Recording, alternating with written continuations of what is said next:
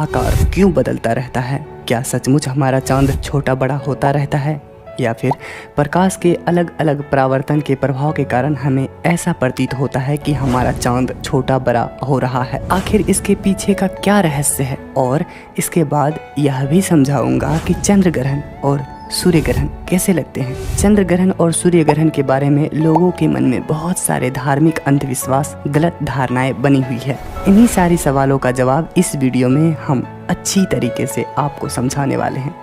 इस वीडियो को पूरा देखने के बाद आपके मन में यह सवाल अब कभी नहीं आएगा।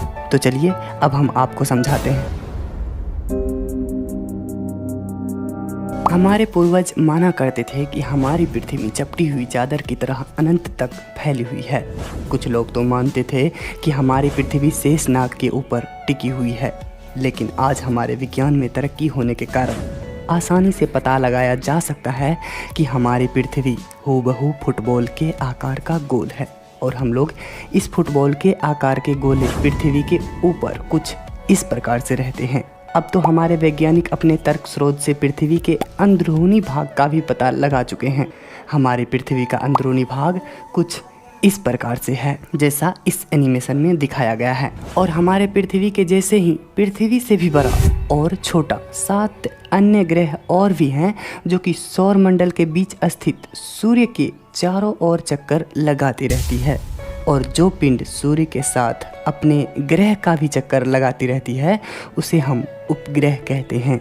हमारी पृथ्वी का एकमात्र प्राकृतिक उपग्रह है जिसे हम चांद कहते हैं। और जिस प्रकार हमारी पृथ्वी को अपना खुद का प्रकाश नहीं है, उसी प्रकार हमारी चांद को भी अपना खुद का प्रकाश नहीं है। वह भी सूर्य के प्रकाश से ही प्रकाशित होते हैं।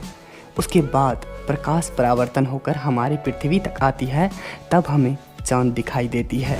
और सूर्य का प्रकाश हमारी पृथ्वी तक आने में लगभग 8 मिनट का समय लगते हैं। उसके बाद सूर्य का प्रकाश चांद से हमारी पृथ्वी तक आने में मात्र 1.3 सेकंड का समय लगते हैं। पृथ्वी से सूर्य की औसत दूरी 15 करोड़ किलोमीटर है, तथा पृथ्वी से चांद की दूरी मात्र 3,84,400 किलोमीटर है। और जिस प्रकार हमारी पृथ्वी पर आधे दिन और आधी रात होती है, यानी कि आधे पृथ्वी पर सूर्य का प्रकाश पहुंच रही होती है और आधे पृथ्वी पर सूर्य का प्रकाश नहीं पहुंच पाती है, उसी प्रकार आधे चांद पर प्रकाश पहुंच पाती है और आधे चांद पर प्रकाश नहीं पहुंच पाती। पृथ्वी को अपने अक्ष पर एक बार घूमने में 24 घंटे यानी कि एक दिन का समय लग जाते हैं। या फिर आप इसे ऐसा भी समझ सकते हैं कि पृथ्वी अपने अक्ष पर एक बार घूमती है तो उसे हम एक दिन कहते हैं, और पृथ्वी को सूर्य का एक चक्कर पूरा करने में 1 वर्ष का समय लग जाते हैं। और उसी प्रकार चांद को अपने अक्ष पर घूमने में 27 दिन 7 घंटे 43 मिनट 11.5 सेकंड का समय लगते हैं।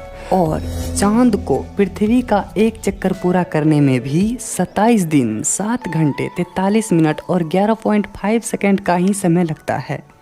इसीलिए आप देख सकते हैं कि चांद का जो हिस्सा पृथ्वी के सामने है वो हमेशा पृथ्वी के सामने ही रहती है, जिसके कारण चांद का हमेशा एक ही हिस्सा दिखाई पड़ती है, जिसमें कि दाग धब्बे के साथ हमारी चांद कुछ इस प्रकार से दिखती है।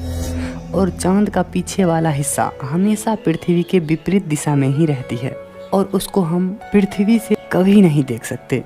और पृथ्वी के विपरीत हिस्से का चांद कुछ इस प्रकार से दिखती है। तो चलिए अब आपको समझाते हैं कि चांद छोटा बड़ा क्यों होता है। जैसा कि हमने बताया था कि हमारा चांद अपने अक्ष पर घूमने के साथ साथ पृथ्वी का भी चक्कर लगाता है, और इसी के कारण हमारा चांद घटता और बढ़ता रहता है। चलिए एक उदाहरण से आपको समझाते हैं। जैसा कि आपको मालूम है कि चांद का हमेशा एक ही हिस्सा दिखाई देती है, तो अब आप देख सकते हैं कि अगर हम चांद को सूर्य के सामने से देखें तो हमें चांद पूरा दिखाई देती है, और ज्यों-ज्यों हम चांद को सूर्य के विपरीत दिशा से देखते हैं तो आप देख सकते हैं कि चांद धीरे धीरे घटता हुआ नज़र आ रहा है। और आखिर में चांद को जब हम सूर्य के विपरीत दिशा से देखते हैं तो हमें चांद बिल्कुल भी दिखाई नहीं दे रही है। और यही प्रक्रिया चाँद को पृथ्वी के चक्कर लगाते वक्त होता है। आप देख सकते हैं कि जब चाँद पृथ्वी और सूर्य के विपरीत दिशा में होती है तो हमें पृथ्वी के जो रात वाले हिस्से हैं वहाँ से चाँद हमें पूरा दिखाई दे रही है। और ऐसे ही समय बीतता जाता है तो धीरे धीरे चाँद घटता जाता है और इसके एक सप्ताह बाद चाँद पृथ्वी के 1/4 भाग घूम लेती है।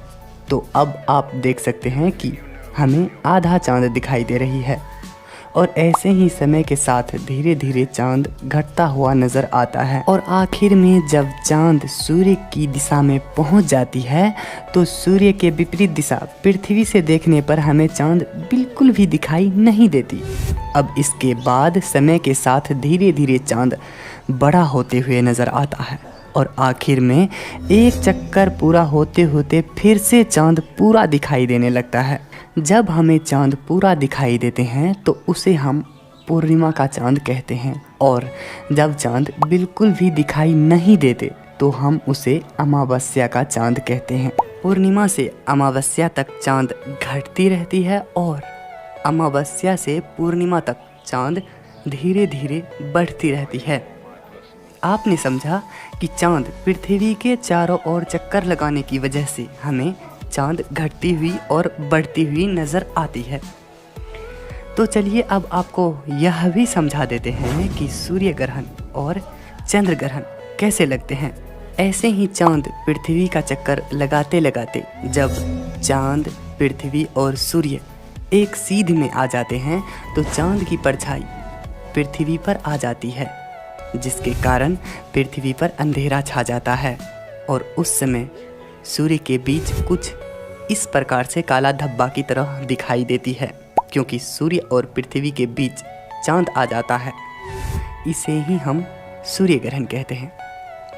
और ऐसे ही चाँद पृथ्वी का चक्कर लगाते लगाते जब कभी चाँद पृथ्वी और सूर्य एक सीध में आ जाते हैं और चाँद और सूर्य के बीच पृथ्वी आ जाती है तो पृथ्वी की परछाई चाँद पर पड़ने लगती है, जिसके कारण थोड़ी देर के लिए चाँद लाल दिखाई देती है और उसके बाद चाँद छिप जाती है और इसे ही हम चंद्र ग्रहण कहते हैं। सूर्य, चाँद और पृथ्वी एक सीध में कभी कभी साल के किसी खास मौके पर ही होती है, क्योंकि चाँद का ऑर्बिट सूर्य के सीध से थोड़ी झुकी हुई है। खासकर सूर्य ग्रहण किसी अमावस्या के दिन होती है और चंद्र ग्रहण किसी पूर्णिमा के रात होती है। अक्सर चंद्र ग्रहण और सूर्य ग्रहण को लोग धर्म से जोड़ कर देखती है, पर चंद्र ग्रहण और सूर्य ग्रहण को धर्म और ग्रंथों से कोई लेना देना नहीं है। जैसा कि आपने समझा कि चाँद को अपना खुद का प्रकाश नहीं है, पर चाँद छोटा बड़ा होता हुआ दिखाई देती है अपनी परिभ्रमण गति के कारण। और चाँद परिभ्रमण करते करते जब कभी अमावस्या के दिन चाँद सूर्य और पृथ्वी के बीच आ जाती है तो उसे हम सूर्य ग्रहण कहते हैं। और जब कभी पूर्णिमा की रात पृथ्वी चाँद और सूर्य के बीच आ जाती है तो उसे हम चंद्र ग्रहण कहते हैं। अब आप लोगों को कमेंट बॉक्स में बताना है कि जब हम लोग पृथ्वी के जगह चाँद पर रहते तो चंद्र ग्रहण और सूर्य ग्रहण को क्या कहते। दिमाग लगाइए और बताइए और हम देखेंगे कि कौन कौन इसका क्या जवाब देते हैं। और चाँद से हमारी पृथ्वी कुछ इस प्रकार से दिखते हैं। तो अब हम मिलेंगे नेक्स्ट वीडियो में। मेरे सवाल का जवाब ज़रूर दे दीजिए और उसके बाद स्क्रीन पर दिखाए जा रहे वीडियो पर क्लिक करके उसे भी ज़रूर देख लीजिए। वीडियो पूरा देखने के लिए धन्यवाद।